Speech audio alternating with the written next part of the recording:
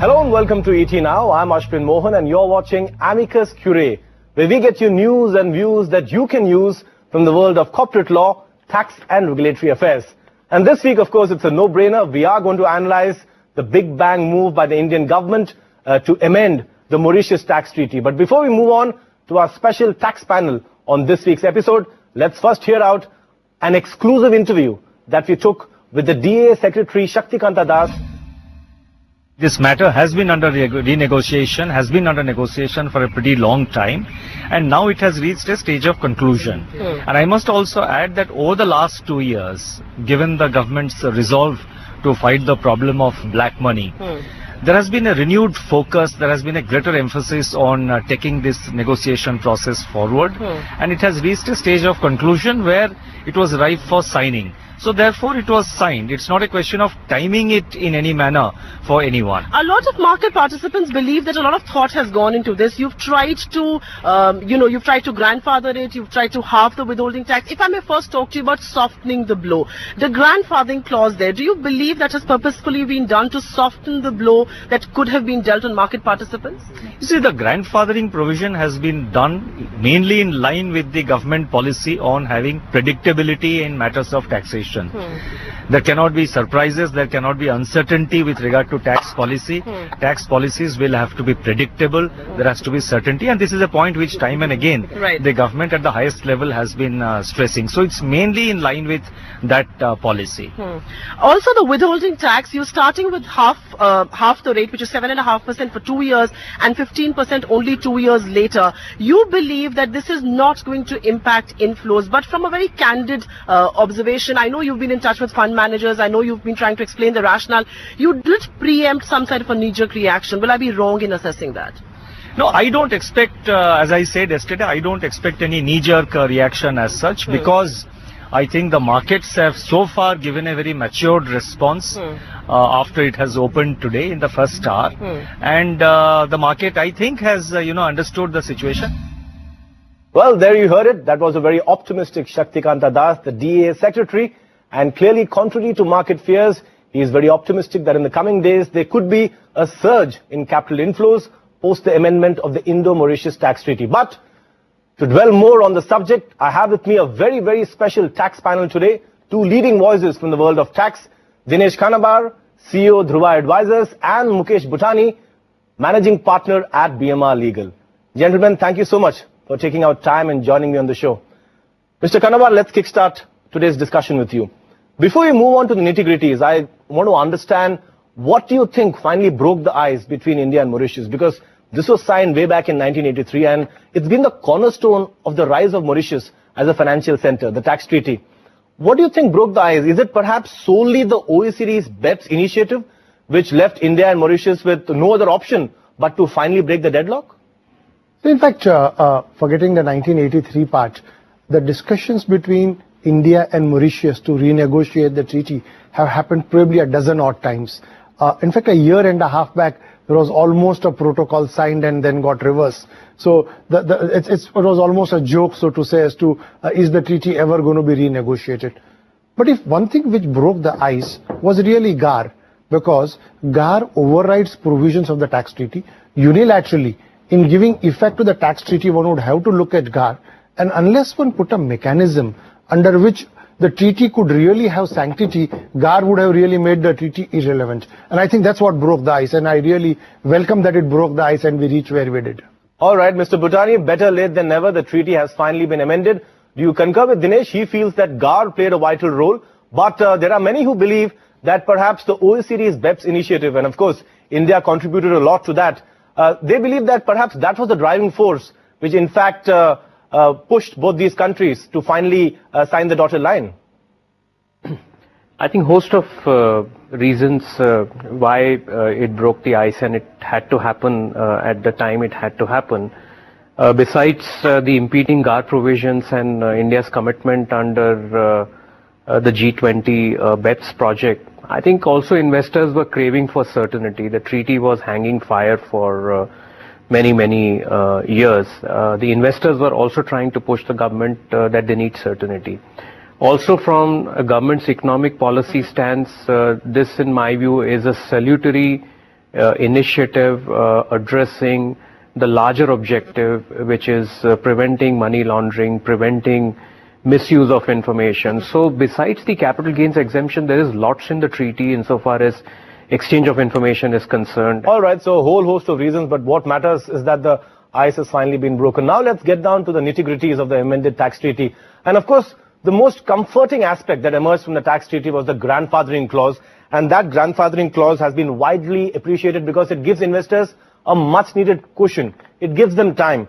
So transactions till April 1st, 2017 will continue to enjoy capital gains tax exemption. But what I want to know is this timeline sufficient for foreign investors, for private equity funds to get their matters reorganized, to get their portfolios rejigged?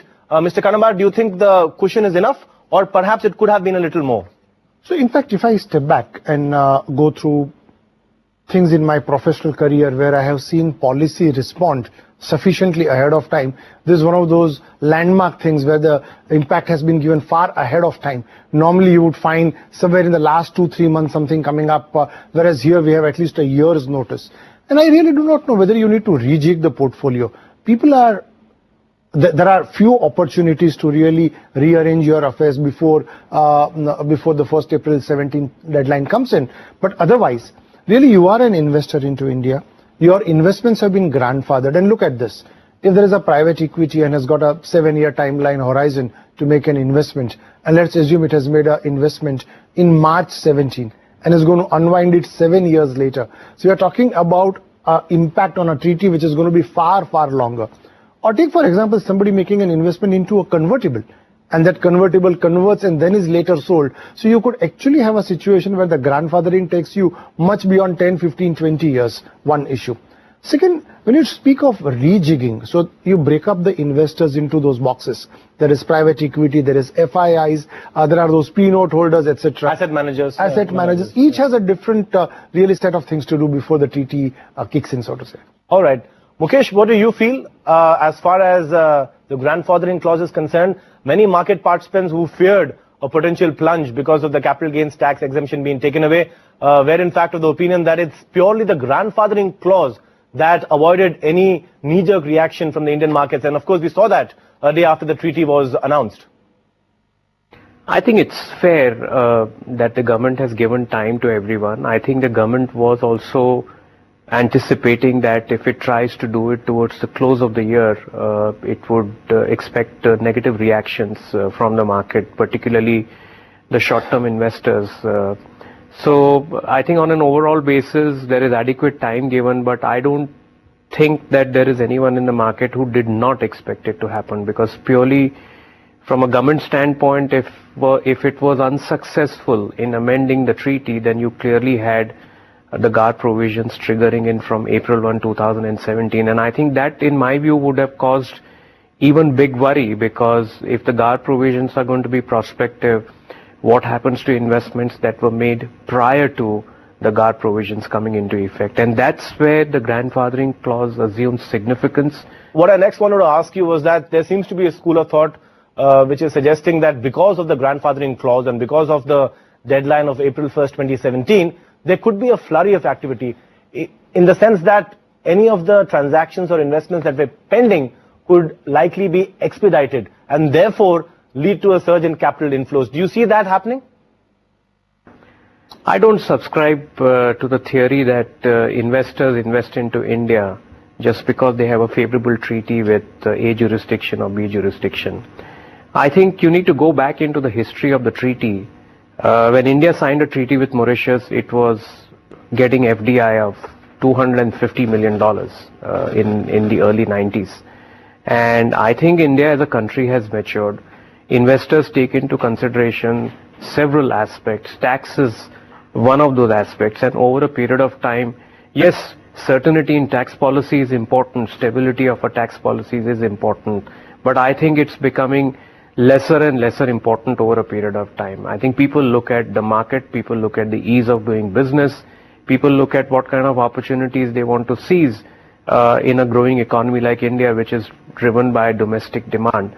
So I don't think that this isolated incidence is going to result in any form of surge in FDI. All right, Dinesh, he's clearly downplaying the tax factor, but at the end of the day, tax has been a very important commercial aspect when it comes to investors picking or choosing their jurisdiction. And let's accept it, that's the fact, and that's the reason why perhaps Mauritius emerged as the darling of investors for so many years. Now that after the April 1st, 2017 deadline, the tax aspect will kick in, why do you think investors will not try to expedite their transactions? Investors are worried about tax, but they are more worried about uncertainty on taxes. And if foreign investors have had some concern with India, it is with regard to uncertainty. And really this, first of all, kills the uncertainty. Now going to the specific part. 4 types of investment, let's take for a moment, and then we can go to many more. Take listed investments and take unlisted investments. Listed investments, long term, assuming that the domestic law continues as it is, are tax-free. So it really doesn't matter whether you have a treaty or you don't have a treaty. Look at listed investments short term. Now you have a 15% tax today, okay, which will continue to get abated till March 17, then go to 7.5%, assuming that you are going to LOB, and then you are going to 15%. Is that a cost which people will be worried about? Or look at unlisted investment, where you have got 10% on a long-term basis, with 2 years as being the criteria. Is that really such an important factor? I think I would like to say something. I agree with what Mukesh is saying. Tax is important. You will adjust your returns now, taking into account taxes. Before we slip into a short break, I want to quickly ask you about the attractiveness and the friendliness of Mauritius as a route. Now, in the past, Mauritius has been linked to round-tripping of funds. Mauritius has been linked to illegitimate investments finding their way back into India and into the capital markets. Going ahead, because of this treaty, clearly it's not been done in a disruptive manner. It's been done in a phased-out manner. But do you expect cleaner flow of inflows coming in from Mauritius? Because both of you seem to agree that despite the tax factor, investments are bound to continue. Well, if you look at the FDI figures for the last 15 years, roughly 30% of the $300 billion investment has come from Mauritius, and that's primarily attributable to the the treaty benefit that was given. Now, insofar as the future is concerned, you will see a similar trend, say in the next couple of years, and perhaps after 2019, when the attractiveness gets reduced, you will see again a drop in the investment. So I don't anticipate any change insofar as this trend is concerned. The fact is that most Western investors have effectively made use of the treaty benefit, primarily US investors. I think over a period of time, the attractiveness of routing investments through Mauritius is certainly going to come down. On that note, we'll have to slip into a short break. On the other side, we're going to discuss the limitation of benefits clause, the Singapore Treaty, and much more. Stay tuned and keep watching Amicus Curiae.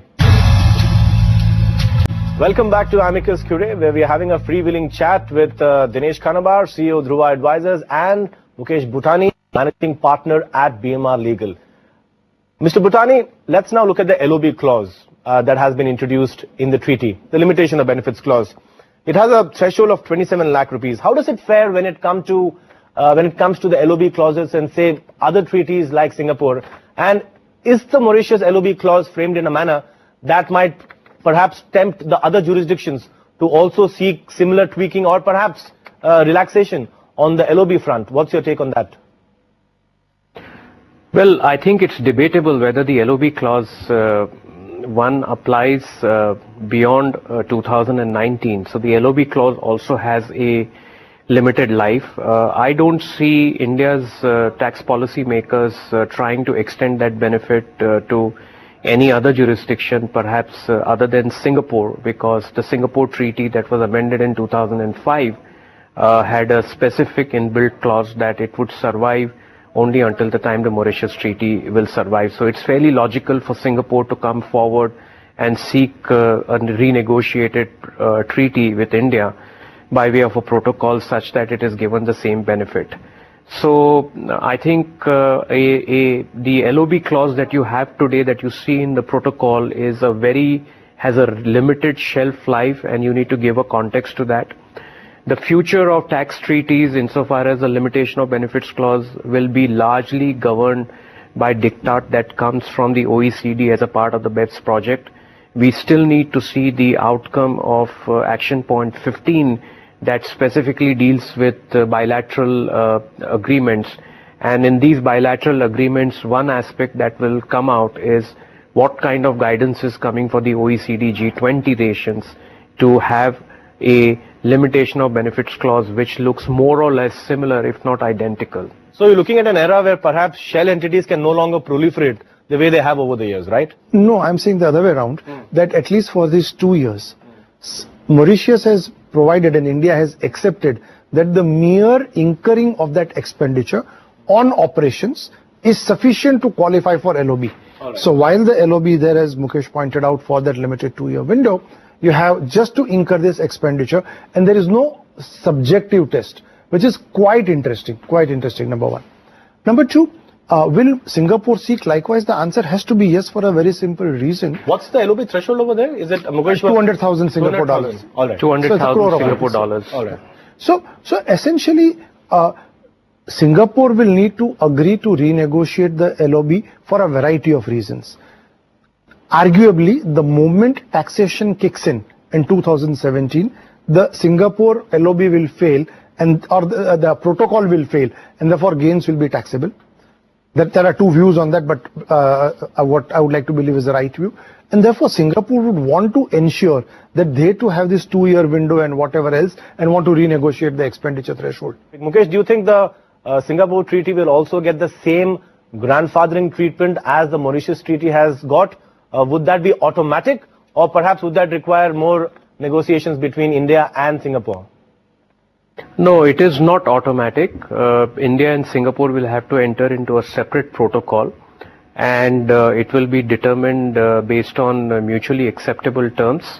Under the India-Singapore Treaty, there are other aspects as well since the 2005 protocol, which is on exchange of information. So I think all of this will be discussed and agreed as a package. Before I move on to the last question, and that is of course the ripple effects on some of the other treaties beyond India and Singapore, let me quickly ask Dinesh, is there any aspect of the treaty, the newly amended treaty between India and Mauritius, that is perhaps beneficial to Mauritius, especially on the debt front? There seem to be a few voices on that front. But if you look at the capital gains bit, let's accept it, the sting has been taken out of the treaty. Is there a silver lining in this for Mauritius? Whether there's a silver lining for Mauritius or not will depend on how other treaties are renegotiated. And I think it will be even-handed as I can see it. But clearly for debt instruments, we are looking at a 7.5% tax, right, which potentially is the most preferential rate, which is even better than the rate the India-Cyprus tax treaty. So that's a very, very welcome step there. Again, there has been this issue regarding movable assets other than shares continuing to be governed even after the taxation comes in from 1st April 17, subject of course to GAR coming in. So if you have, for example, have a convertible or whatever else, how does that get dealt with is a separate subject altogether. So all in all, there is still quite a bit of interpretive play between India-Mauritius treaty.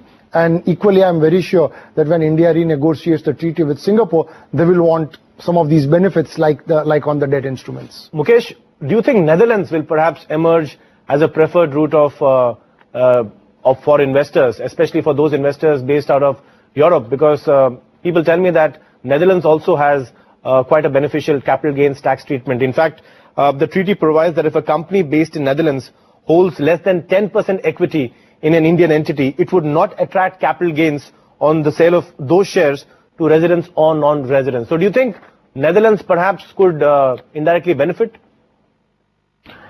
I don't think so. So the clause in the Netherlands treaty on less than 10% investment threshold being entitling you to an exemption from capital gains tax remains, and strategic investors who invested less than 10% were making use of that. If you cross the 10% threshold limit, then the exemption from capital gains was only to non-residents.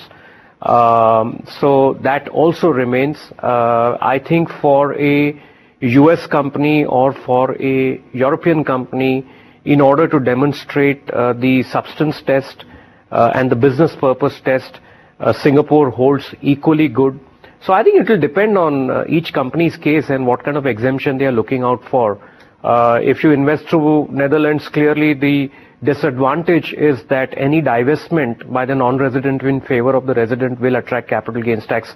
So you will really need to weigh in each of these treaties, what the underlying objectives are, which is the jurisdiction that is going to help you best meet the business purpose test, and then only make that determination. But I don't think with the change in the India-Mauritius treaty by way of protocol, Netherlands' attractiveness in any manner gets impacted. All right, Mukesh, point taken. It's really fascinating how many of these multiple tax treaties are interlinked to each other. It's time now for closing comments.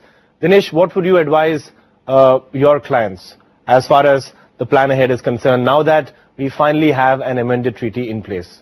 So I think each client has its own set of imperatives. Tax indeed is one of the imperatives, but there are other imperatives too. We spoke earlier about India-Netherlands treaty. For example, India-Netherlands treaty has got some other provisions which exempt internal reorganizations, etc. So really, you can't use a treaty merely for the purpose of tax, particularly a treaty like Netherlands treaty. There are participation exemption regulations in Netherlands, and again, how are you complying with those? So all of those need to be aggregated. I think what I would personally believe is that for a rare time, foreign investors using Mauritius have a certainty of where this is going. Not looking just at today, but looking 2 years, 3 years, 5 years down the line. That's a very, very welcome. In absolute black and white, there are no grey areas anymore. I would not think there are any significant grey areas. I want to leave the last word to Mukesh. Mukesh, what do you think is the biggest signal that has been sent by the Modi government with this move? And would you perhaps rank it as its biggest tax policy move?